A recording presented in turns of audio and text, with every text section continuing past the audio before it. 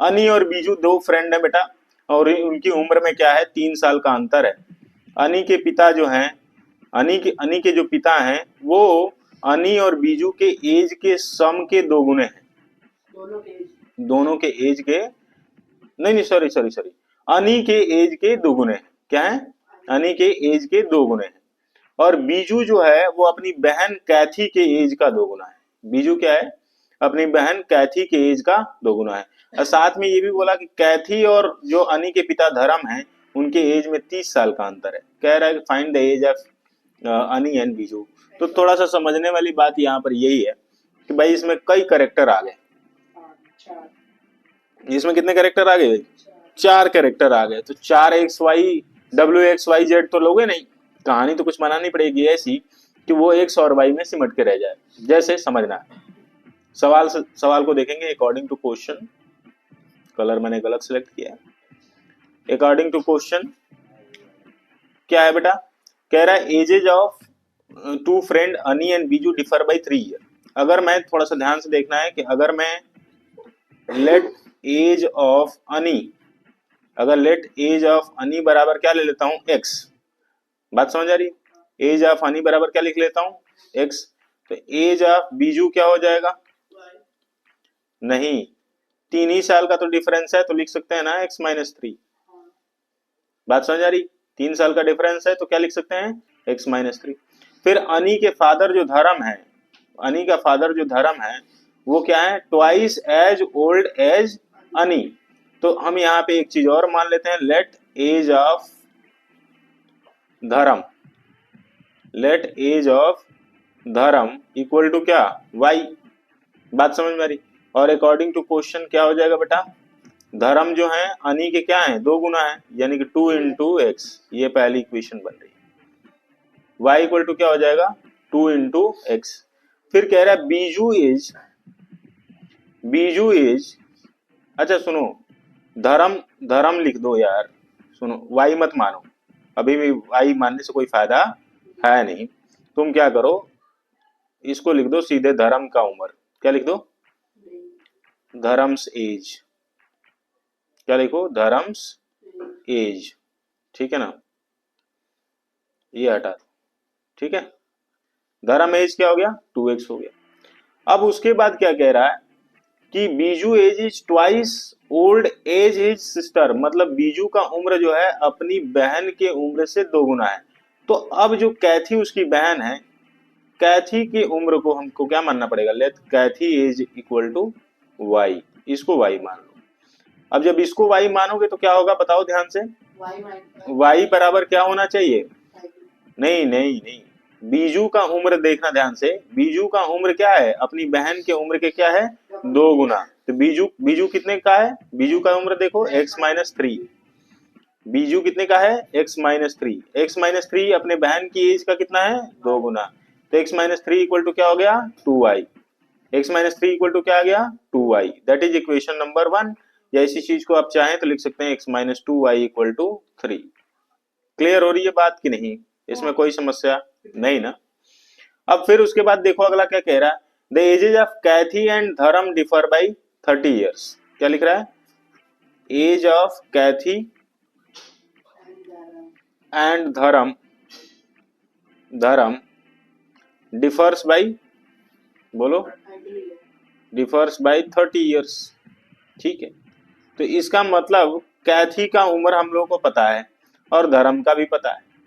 कैथी का उम्र भी पता है और धर्म का उम्र भी पता है। धर्म का उम्र कितना है भाई अपने पास? 2x। कैथी का उम्र कितना है भाई? y। कितना का डिफरेंस है भाई? 30। और ये क्या हो गया? Equation number 2। अब इक्वेशन नंबर 1 निकल गया, इक्वेशन नंबर 2 निकल गया। तो अब क्या करेंगे? Solving equation first and second we get, क्या मिलेगा भाई जल्दी बताएंगे? तो बनेगा बेटा x-2y इक्वल टू 3 और एक बनेगा 2x-y इक्वल टू 30। क्यों भाई?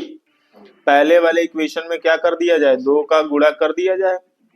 तो ये क्या बनेगा? इसका कलर बदल लेता हूं मैं और इसको बहुत बड़े प्यार से निपटाता हूं। क्या बनेगा? 2x-4y equal to 6, 2x minus y equal to 30। बेटा ये माइनस, ये प्लस, ये माइनस, तो यहाँ से ये क्या हो जाएगा? अब ये क्या बनेगा, कोई बताए? माइनस का 4y प्लस का y माइनस का इक्वल टू माइनस का, तो y बराबर माइनस का 24 बटे माइनस का 3, तो यानी कि आंसर क्या आएगा? 8। तो y इक्वल टू 8 ईयर। अब मुझे बताओ कैथी का एज कितना है बेटा? कैथी 8 साल की है। बात समझ में आ रही? ध्यान देना, कैथी कितने की है? 8 साल की है। और यहां से अगर y की वैल्यू हम लोगों ने निकाल रखी है, तो यहां से हम लोग, समझ रहे हो कि नहीं? इस वाले में पुट करो।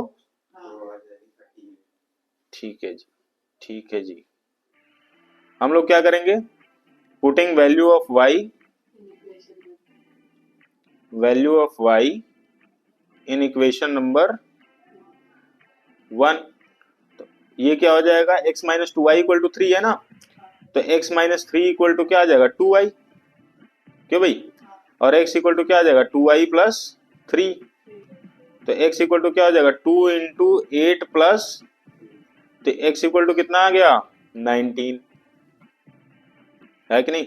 x इक्वल टू क्या आ जाएगा? 19। तो यानी x किसको माना था? अनी।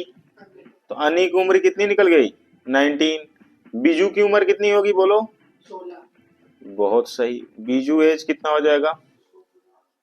19 माइनस 3, 16 ईयर्स। समझ में आया? नोट करेंगे। ठीक है जी, कोई प्रॉब्लम? No problem. यहाँ पे थोड़ा सा ध्यान से देखेंगे क्या कह रहा है। कह रहा है a train covered a certain distance at uniform speed, है ना? यूनिफॉर्म स्पीड तो यार हम लोग कुछ चीजें मान लेते हैं। Let uniform speed, uniform speed equal to x मान लेते। ठीक है जी, यूनिफॉर्म स्पीड इक्वल टू क्या मान लिया? x किलोमीटर प्रति घंटा। अच्छा, और अगली चीज हम लोग को क्या माननी पड़ेगी? डिस्टेंस नहीं दिया हुआ बेटा, देख रहे हो? डिस्टेंस दिया है? नहीं दिया है। एंड डिस्टेंस कितना मान लेता हूं? तो डिस्टेंस मान लेता हूं, डिस्टेंस इक्वल टू y मान लेता हूं। क्या मान लेता हूं? y kilometre. ठीक है, अब ध्यान से देखेंगे सवाल को। ध्यान से देखोगे तो सवाल बहुत आराम से हो जाने वाला है। क्या सवाल है भाई? कह रहा है train covered a certain distance at uniform speed, है ना? And if the train would have 10 kilometre faster it would have taken 2 hour less. तो तुम लोगों को सिखाया था बेटा कि T2 minus T1 equal to delta t होता है ना? उसी पे सेट करो। T2 क्या होगा? T2 कौन सा होना चाहिए? जिसमें ज्यादा टाइम लगे। ज्यादा टाइम कब लगेगा? जब ट्रेन धीमे चलेगी। धीमे कब चलेगी? तो y अपॉन में x पर धीमे चल रही है। माइनस का y अपॉन में x प्लस 10 पर क्या चल रही है बच्चा? तेज। कितने का डिफरेंस है? 2 घंटे का। पहली इक्वेशन बन गई। पता नहीं क्यों नहीं तुम लोगों ने किया, मुझे बड़ा दुख हो रहा है, करना चाहिए था। दूसरा वाला बेटा देखो ध्यान से, कह रहा है and if the train were slowed down by, slowed down का मतलब एक तो ट्रेन धीमे चल रही है, एक ट्रेन तेज चल रही है। देखेंगे यहाँ पे तेज चल रहा है, और धीमे होने का मतलब क्या हो गया? कम हो गया ना, तो यानी कि x माइनस 10 हो जाएगा ना। अच्छा, और उसके बाद क्या कह रहा है? 3 घंटा मोर लग गया, मतलब ज्यादा समय लग गया, तो यानी कि y अपॉन में x माइनस 10 हो गया ना भाई। इस बार टाइम ज्यादा लग रहा है। अगर यूजुअल स्पीड से चलता तो y अपॉन x होता, और टाइम कितने का है डिफरेंस? 3 घंटे। तुम समझ गए? ये इक्वेशन नंबर 2 है। ठीक है, बहुत सिंपल है। y यहां से क्या ले लेंगे बच्चा? कॉमन ले लेंगे। ये बनेगा 1 अपॉन x माइनस का 1 upon x plus 10 equal to क्या हो जाएगा बताइए? 2 घंटा। तो क्या हो जाएगा? y, और यहाँ बनेगा क्या? जल्दी बताएंगे।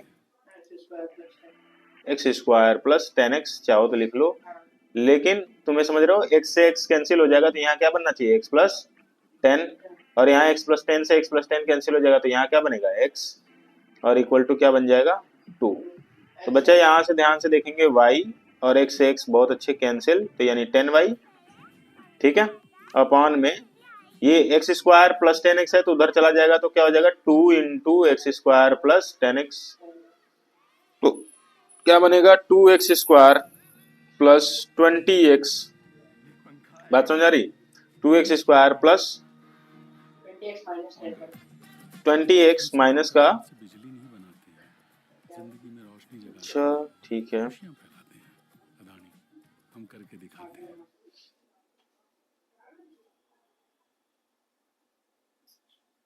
ठीक है। तो एक्स स्क्वायर प्लस का 10x, अच्छा ठीक है कोई बात नहीं, इक्वल टू क्या हो जाएगा ये अपनी, अगर हम बात करें तो इक्वल टू आ जाएगा 10y। ये इक्वेशन नंबर क्या बन रहा है? 1। ठीक है, दूसरा वाला बनाए, दूसरा वाला थोड़ा बनाते हैं। दूसरा वाला बनाएंगे तो क्या आएगा देखिए, ये क्या आएगा, एक्स स्क्वायर या एक्स एक्स माइनस 10 लिख लो पहले इसको, y यहाँ कॉमन, यहाँ क्या आएगा एक्स माइनस का 10 और इक्वल टू क्या हो जाएगा 3। यहाँ से सॉल्व करेंगे, x माइनस एक्स क्या हो जाएगा कैंसिल, माइनस माइनस क्या हो जाएगा प्लस, यानी कि 10y equal to 3 into x square minus का 10x। तो यानी कि 10y की जो वैल्यू आई वो कितनी आ गई, 3x स्क्वायर माइनस का 30x। ठीक है, तो यार यहाँ पे इक्वेशन नंबर 2 बन गया। तो हम लोगों ने क्या देखा कि यही 10y यहाँ भी है और यही 10y यहाँ भी है, तो यानी कि इसको कंपेयर किया जा सकता है कि नहीं किया जा सकता है, comparing equation 1 and 2।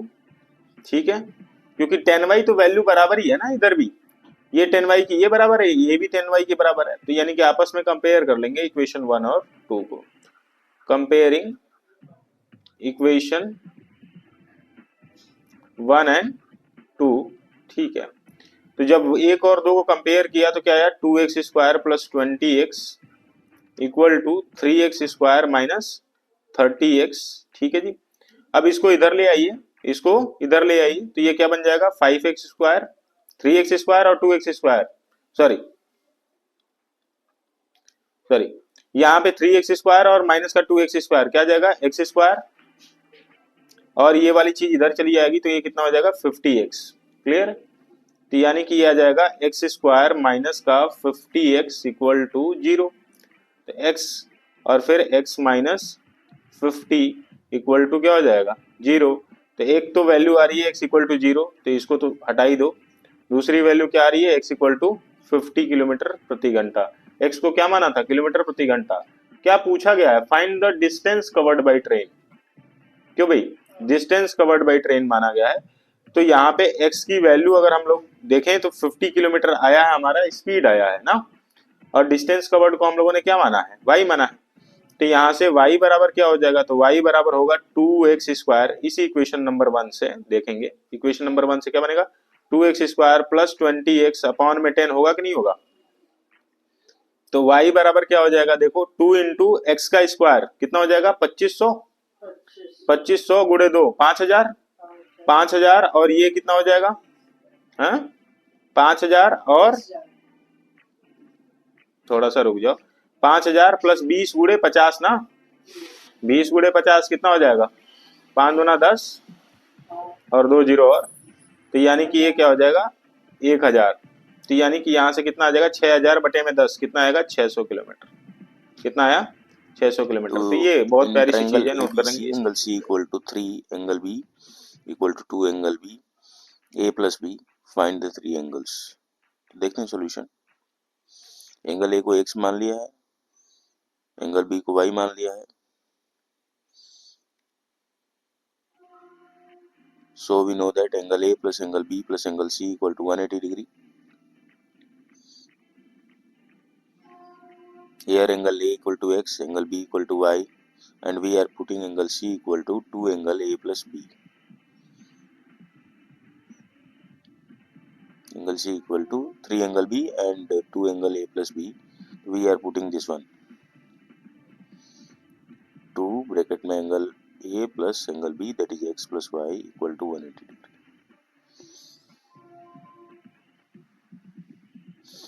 X plus का 2x 3x and Y plus का 2y 3y equal to 180. 3 common ले लेंगे, ठीक है। 180 divided by 3, that is 60 degree. And this is equation number 1. After this, we have to put another value of C, that is 3 angle B, in the equation of triangle sum, that is angle A plus angle B plus angle C equal to 180 degree, angle A equal to X, angle B equal to Y, and angle C equal to 3 angle B. 3 angle B means 3Y, because we have assumed B equal to Y. So this equation will finally reduced into x plus 4y equal to 180 degree. That is equation number 2, and we have to solve it by the process of elimination.